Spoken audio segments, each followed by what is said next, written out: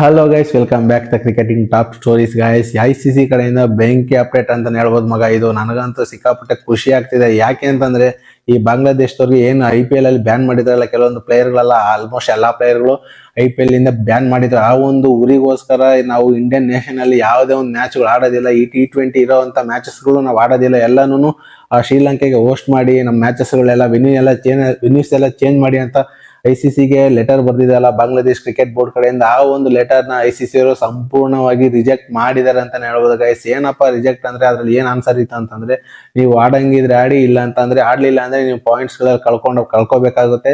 ಇಂಡಿಯಾದಲ್ಲಿ ನಿಮ್ಗೇನು ಮ್ಯಾಚಸ್ ಗಳನ್ನ ಇಂಡಿಯಾದಲ್ಲಿ ಇರುವಂತ ಮ್ಯಾಚಸ್ ನೀವು 100% ಆಡ್ಲೇಬೇಕಾಗುತ್ತೆ. ಇಲ್ಲ ಅಂತಂದ್ರೆ ನೀವು ಪಾಯಿಂಟ್ ಗಳು ಕಳ್ಕೋಬೇಕಾಗುತ್ತೆ ಅಂತ ICC ಕಡೆಯಿಂದ ಆನ್ಸರ್ ಬಂದಿದೆ ಅಂತ ಹೇಳ್ಬೋದು. ಈ ಒಂದು ಆನ್ಸರ್ ಗೆ ಬಾಂಗ್ಲಾದೇಶರು ಎಲ್ಲೆಲ್ಲಿ ಹುಡ್ಕೊಂಡಿದಾರೆ ಅಂತ ನನ್ಗಂತೂ ಗೊತ್ತಿಲ್ಲ ಗೈಸ್. ನನ್ಗಂತೂ ಈ ಒಂದು ಮ್ಯಾಟರ್ ಕೇಳಿ ಪಕ್ಕ ಖುಷಿ ಆಗ್ತಿದೆ. ಮತ್ತೆ ಇನ್ನೇನ್ ಹೇಳಕ್ಕಾಗುತ್ತೆ ಗೈಸ್, ಏನ್ IPL ಅಲ್ಲಿ ಅವ್ರ ಪ್ಲೇಯರ್ಗಳನ್ನ, ಬಾಂಗ್ಲಾದೇಶಿ ಪ್ಲೇಯರ್ಗಳನ್ನ ಬ್ಯಾನ್ ಮಾಡಿದಾರೆ ಅಂತ ಒಂದೇ ಒಂದು ಕಾರಣಕ್ಕೋಸ್ಕರ ಸೆಕ್ಯೂರ್ ಇಲ್ಲ ಅಂತಾನೆ ಹೇಳ್ಬಿಟ್ರೆ ಹೆಂಗಾಗತ್ತೆ?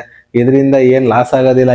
ಏನ್ ದೊಡ್ಡ ಟೀಮ್ ಏನ್ ಅಂತಲ್ಲ ICC ಅವ್ರಿಗೆ. ಯಾಕೆ ಅಂತಂದ್ರೆ ಅಷ್ಟು ವ್ಯೂವರ್ಶಿಪ್ ಬರೋದು ಇಲ್ಲ ಈ ಒಂದು ದೇಶದಿಂದ. ಅದರಿಂದ ICC ಅವರು ಇಂಡಿಯಾ ಪರನೇ ನಿಂತಿದ್ದಾರೆ ಅಂತಾನೆ ಹೇಳ್ಬೋದು ಗೈಸ್. ನನಗಂತೂ ಈ ಒಂದು ಮ್ಯಾಟರ್ ಕೇಳಿ ಸಿಕ್ಕಾಪಟ್ಟೆ ಖುಷಿನೇ ಆಯ್ತು. ಇನ್ನೊಂದು ಏನಪ್ಪಾ ಎರಡನೇ ಅಪ್ಡೇಟ್ ಅಂತಂದ್ರೆ, T20 ವರ್ಲ್ಡ್ ಕಪ್ ಗೆ ಇನ್ನೇ ನ್ಯೂಜಿಲೆಂಡ್ ತಂಡದ ಒಂದು ಸ್ಟ್ರಾಂಗೆಸ್ಟ್ ಬಲಿಷ್ಠವಾಗಿರುವಂತಹ ಟೀಮ್ನೇ ಸ್ಕ್ವಾಡ್ ಅನೌನ್ಸ್ ಮಾಡಿದ್ರೆ ಅಂತಾನೆ ಹೇಳ್ಬೋದು. ಆ ಒಂದು ಸ್ಕ್ವಾಡ್ ಅಲ್ಲಿ ಯಾರು ಇದಾರೆ ಅಂತ ನೋಡೋಣ ಬನ್ನಿ. ಇದಕ್ಕಿಂತ ಮುಂಚೆ ಮಿಚೆಲ್ ಸ್ಯಾಂಟ್ನರ್ ಅವ್ರಿಗೆ ನ್ಯೂಜಿಲೆಂಡ್ ಟೀಮ್ ನ ಕ್ಯಾಪ್ಟನ್ಸಿ ಕೊಟ್ಟಿದ್ದಾರೆ ಅಂತ ಹೇಳ್ಬೋದು. ಯಾಕೆ ಅಂತಂದ್ರೆ ಒಳ್ಳೆ ಆಟಗಾರನ್ ಅಂತ ಹೇಳ್ಬೋದು. ಮಿಚೆಲ್ ಸ್ಯಾಂಟ್ನರ್ ಒಳ್ಳೆ ಎಕ್ಸ್ಪೀರಿಯನ್ಸ್ ಇದೆ, ಚೆನ್ನಾಗಿ ನಡ್ಸ್ಕೊಂಡು ಹೋಗ್ತಾರೆ ಅನ್ನೋ ಉದ್ದೇಶಕ್ಕೆ ಇಟ್ಕೊಂಡು ಈ T20 ವರ್ಲ್ಡ್ ಕಪ್ ಅಲ್ಲಿ ನ್ಯೂಜಿಲೆಂಡ್ ತಂಡದ ಪರವಾಗಿ ಮಿಚೆಲ್ ಸ್ಯಾಂಟ್ನರ್ಗೆ ಕ್ಯಾಪ್ಟನ್ಸಿ ಕೊಟ್ಟಿದ್ದಾರೆ. ಓಕೆ ಗೈಸ್, ಸ್ಕ್ವಾಡ್ ಯಾವ ತರ ಇದೆ ಅಂತ ನೋಡೋಣ. ಮೊದಲನೇದಾಗಿ ಬ್ಯಾಟರ್ ಆಗಿ ಫಿನ್ ಅಲೆನ್ ಇದ್ದಾರೆ, ಮತ್ತೆ ವಿಕೆಟ್ ಕೀಪರ್ ಬ್ಯಾಟರ್ಸ್ ಆಗಿ ಡೇವನ್ ಕ್ಯಾನ್ವಾ ಇದ್ದಾರೆ, ಮತ್ತೆ ಟಿಮ್ ಸಫರ್ಟ್ ಇದ್ದಾರೆ. ಮತ್ತೆ ಆಲ್ರೌಂಡ್ ಕ್ಯಾಟಗರಿ ಸಿಕ್ಕಾಪಟ್ಟೆ ಸ್ಟ್ರಾಂಗ್ ಆಗಿದೆ ಗೈಸ್ ನ್ಯೂಜಿಲೆಂಡ್. ಮಿಚೆಲ್ ಸ್ಯಾಂಟ್ನರ್ ಹೇಳಿದ್ನಲ್ಲ ಕ್ಯಾಪ್ಟನ್, ಮತ್ತೆ ಮಿಚೆಲ್ ಬ್ರೇಸ್ವೆಲ್ ಇದ್ದಾರೆ, ಮತ್ತೆ ಮಾರ್ಕ್ ಚಾಪ್ಮನ್ ಇದ್ದಾರೆ, ಡೈರೆಲ್ ಮಿಚೆಲ್ ಇದ್ದಾರೆ, ಜೆಮಿ ನೀಶಮ್ ಇದ್ದಾರೆ, ಗ್ಲೆನ್ ಫಿಲಿಪ್ಸ್ ಇದ್ದಾರೆ, ರವೀಂದ್ರ ಇದ್ದಾರೆ. ಇನ್ನ ಬೌಲಿಂಗ್ ಪರ ಬರೋದಾದ್ರೆ ಜೇಕಬ್ ಡಫಿ ಇದ್ದಾರೆ, ಲಾಕಿ ಫರ್ಗ್ಯೂಸನ್ ಇದ್ದಾರೆ, ಮ್ಯಾಟ್ ಹೆನ್ರಿ, ಮತ್ತೆ ಆಡಮ್ ಮಿಲ್ನೆ, ಯಶು ಸೌದಿ ಇದ್ದಾರೆ ಗೈಸ್.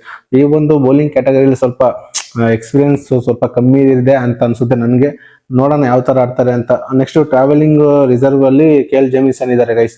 ಏನಂತಂದ್ರೆ ಇವರು ಸಪೋಸ್ ಯಾರಿಗಾದ್ರಲ್ಲಿ ಇಂಜುರಿ ಆದ್ರೆ KL ಜೆಮಿಸನ್ ಆಡ್ ಮಾಡಿದ್ದಾರೆ.